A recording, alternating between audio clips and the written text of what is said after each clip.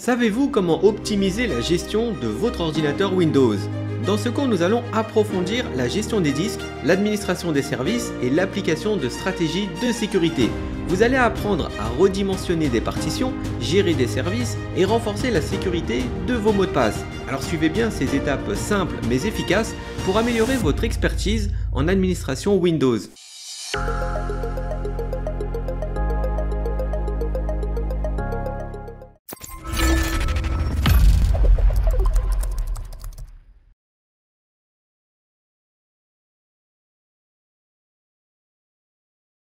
Bienvenue dans ce nouveau cours où nous allons commencer en continuant ce qu'on n'a pas vu dans la gestion de l'ordinateur.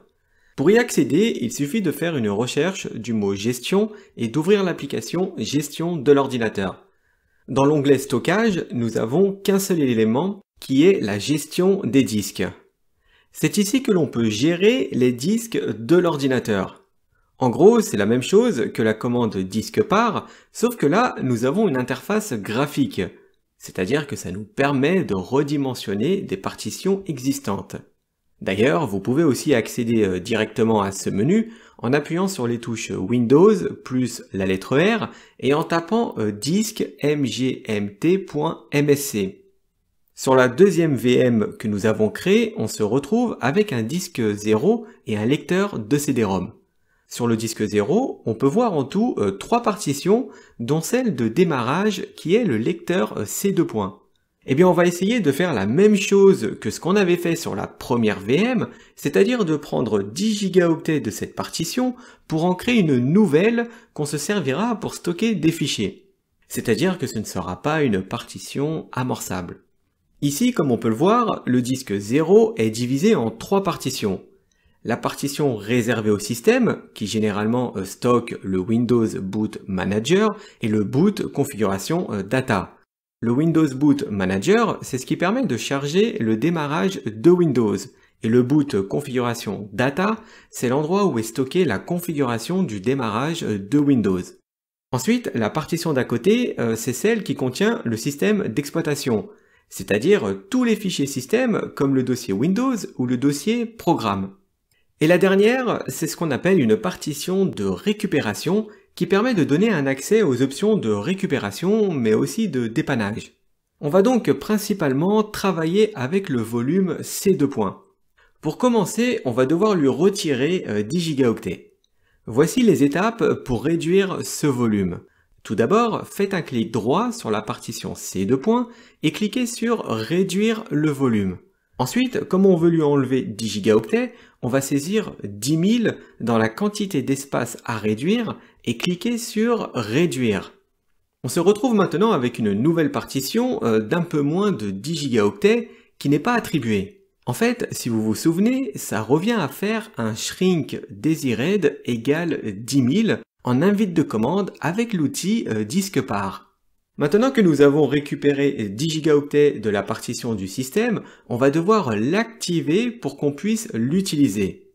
Pour ça, il suffit de faire un clic droit sur le nouveau volume et de cliquer sur nouveau volume simple. On aura alors un petit assistant qui va s'ouvrir pour créer un volume.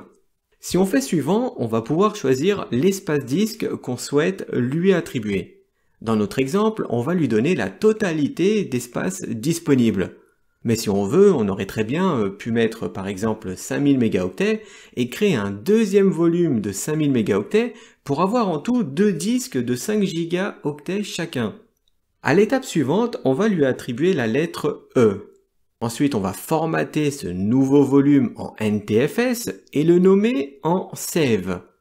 Et pour finir, il ne reste plus qu'à cliquer sur Terminer après avoir bien vérifié les paramètres qu'on a saisis.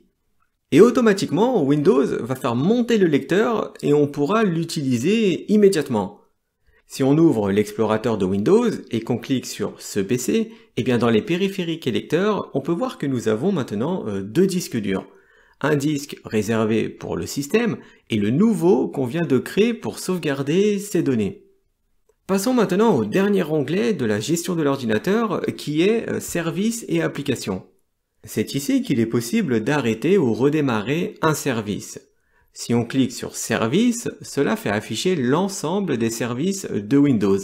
Même s'il existe de nombreux services qui ne vous serviront à rien, cela ne vous fera pas gagner énormément en optimisation de les arrêter. C'est-à-dire que si vous désactivez une trentaine de services inutilisés, eh bien vous gagnerez peut-être 30 mégaoctets d'utilisation mémoire. Si votre but est vraiment de gagner des ressources sur votre mémoire, alors mieux vaut se pencher vers la suppression de programmes inutiles.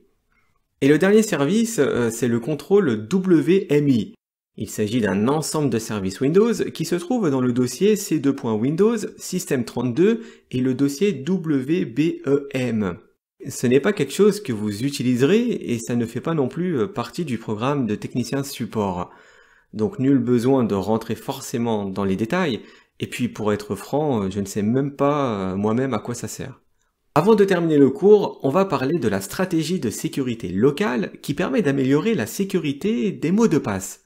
En utilisant une stratégie de mot de passe renforcée, l'utilisateur devra définir un mot de passe plus compliqué, ce qui le rendra beaucoup moins vulnérable. C'est un moyen efficace d'améliorer facilement la sécurité du compte. Pour ouvrir ce menu, il faut commencer par ouvrir une fenêtre exécutée. Pour ça, vous pouvez le faire de deux façons. Soit en faisant une recherche du mot exécuter et en cliquant sur exécuter, ou bien avec le raccourci touche Windows et la lettre R. Ensuite, il ne vous reste plus qu'à lancer la commande secpol.msc. Une fois que la fenêtre stratégie de sécurité locale est ouverte, on va aller dans paramètres de sécurité, stratégie de compte et stratégie de mot de passe. Pour commencer, on va activer une obligation de respecter certaines exigences au niveau du mot de passe que l'utilisateur devra choisir. Pour ça, il suffit de double-cliquer sur le mot de passe doit respecter des exigences de complexité. Comme on peut le voir, c'est désactivé. Il suffit donc de l'activer et d'appliquer. Si vous allez dans l'onglet juste à côté, qui est l'onglet Expliquer, vous aurez toutes les infos sur la nouvelle exigence du mot de passe. Ensuite, pour augmenter encore la difficulté du mot de passe, vous pouvez augmenter la longueur minimale du mot de passe. Plus le mot de passe est long et plus il est sûr. Pour ça, il suffit de cliquer sur longueur minimale du mot de passe et de saisir une valeur minimale. Pour l'exemple, je décide de mettre au moins 10 caractères. Un autre détail important, c'est d'imposer le changement du mot de passe tous les X temps. Par exemple, tous les 90 jours. Pour ça, il suffit de cliquer sur durée de vie maximale du mot de passe et de modifier le paramètre à 90 jours.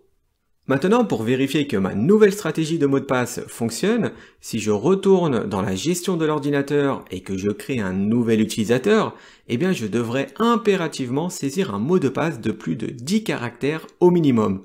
Par exemple, si je saisis le mot de passe 1234, eh bien j'aurai immédiatement une erreur pour m'informer que mon mot de passe ne respecte pas la nouvelle stratégie qui est en place.